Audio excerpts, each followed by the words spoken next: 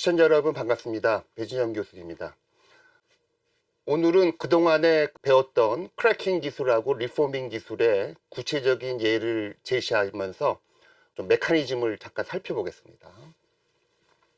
그동안에 우리가 언급했던 것들은 서멀 크래킹, 한국말로는 이제 열 분해가 있고요. 그 다음에 이제 캐타디틱 크래킹, 촉매를 이용해서 분해시킨다 그래서 보통은 한국말로는 접촉 분해라는 공정이 있고요. 캐타리틱 리포밍을 이제 촉매를 써서 개질한다 그래서 접촉, 개질 또는 이제 접촉 변환이라는 세 가지의 중요한 석유화학 공정을 알아봤습니다. 서멀 크래킹부터 살펴보면은 서멀 크래킹은 간단합니다. 하이드로카본을 고온, 보통 이제 800도에서 1000도 사이의 열로서 그냥 이제 크래킹을 깨는 거죠. 보통은 이제 촉매를 쓰지 않고 열로 가하기 때문에 유기화학적으로는 라디칼 메커니즘을 따릅니다. 요 실제를 한번 살펴보죠. 요 얘는 이제 카본이 10개인 이제 하이드로카본인데요. 고온 조건에 이 하이드로카본을 위치하게 되면은 일단은 이 10개짜리 하이드로카본이 일단은 끊어집니다. 그래서 지금은 이제 요 위치가 이제 끊어진다고 가정하게 되면은 보통 요 위치에 있는 요 본들은요, 다른 식으로 표현하게 되면은 전자 두 개가 이제 하나의 결합을 이룬 상태가 되기 때문에 고온 조건에서는 요 전자들이 서로 깨지면서 클리비지가 일어나면서 이렇게 전자를 하나씩 이제 나눠 갖게 되고요.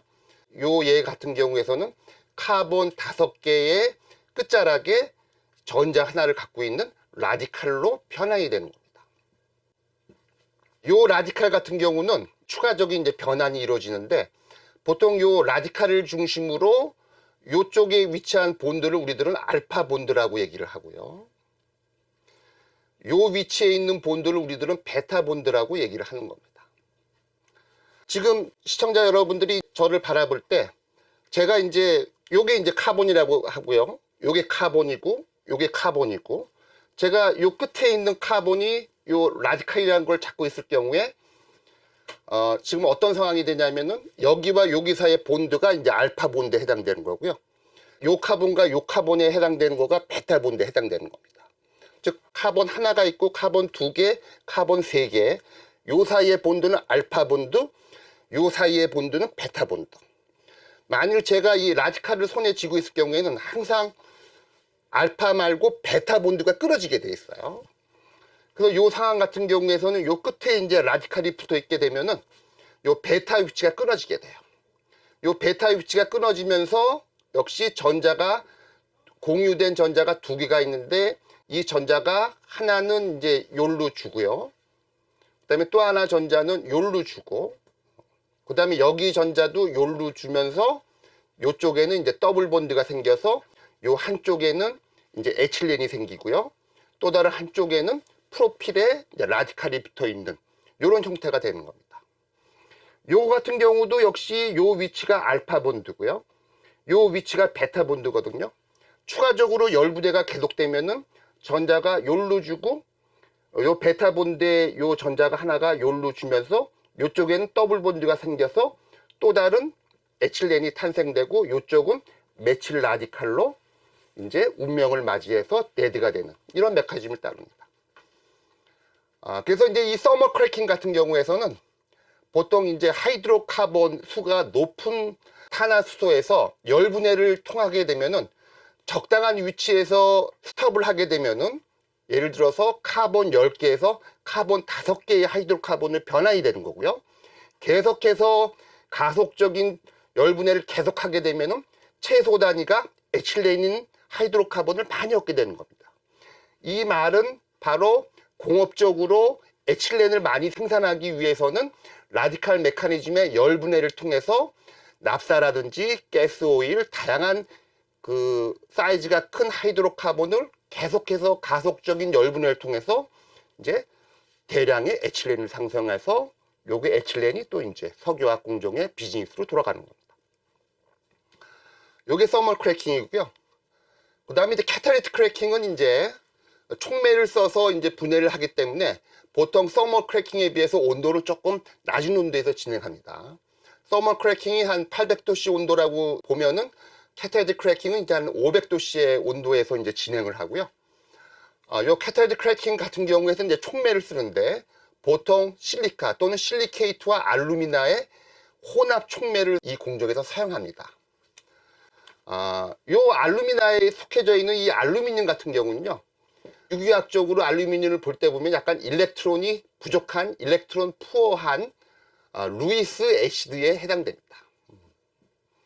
그래서 보통은 이제 캐타이트 크래킹에 사용되는 촉매는 약간 애시딕한 촉매를 의미합니다.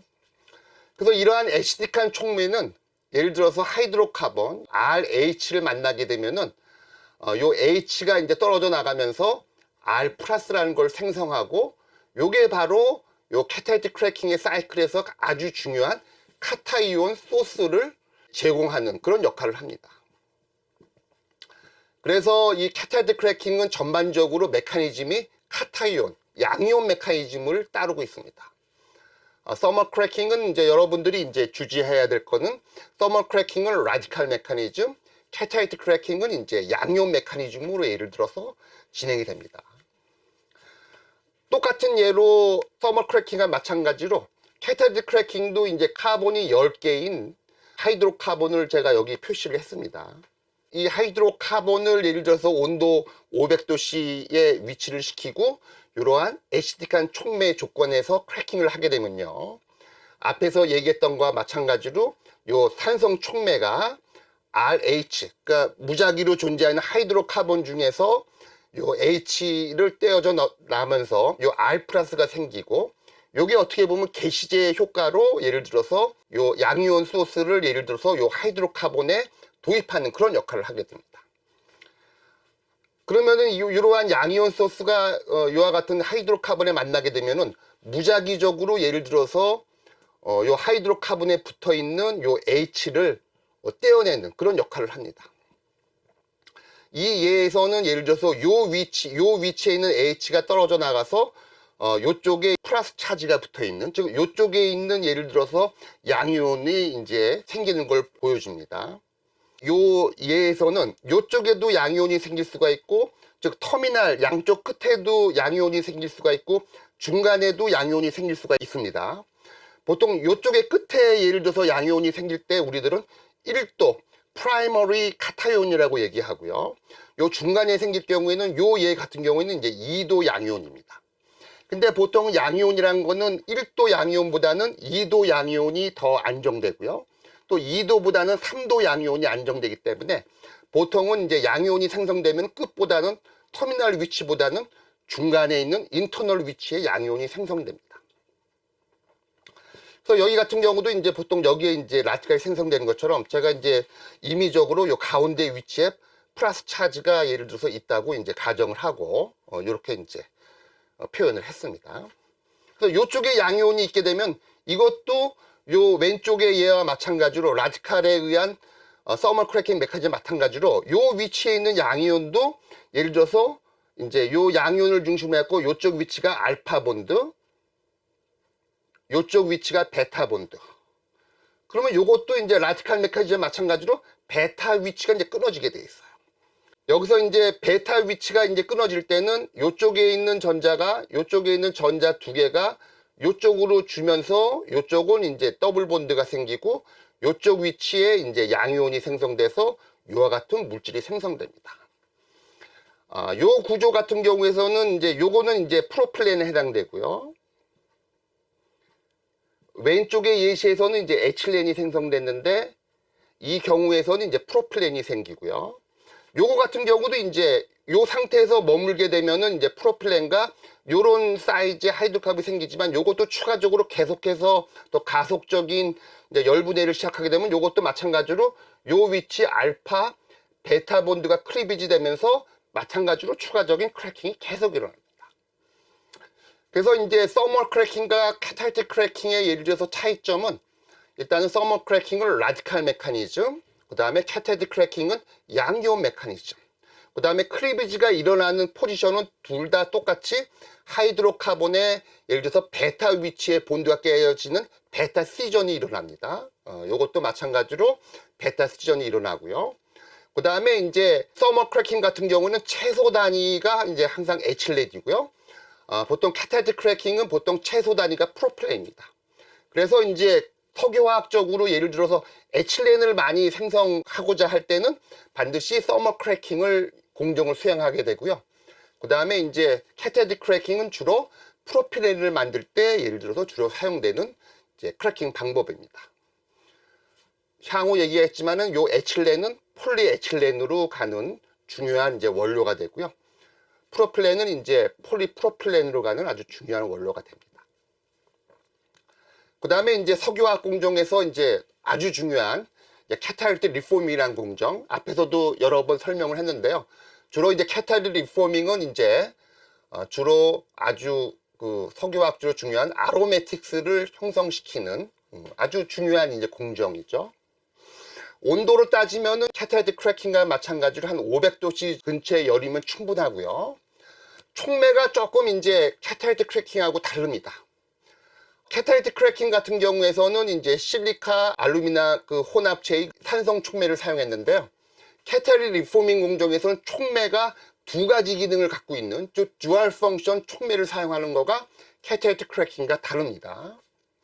일단은 이제 카탈리틱 크래킹과 마찬가지로 리포밍 공정에서도 실리카 알루미나의 산성 촉매를 사용하는 것은 동일합니다.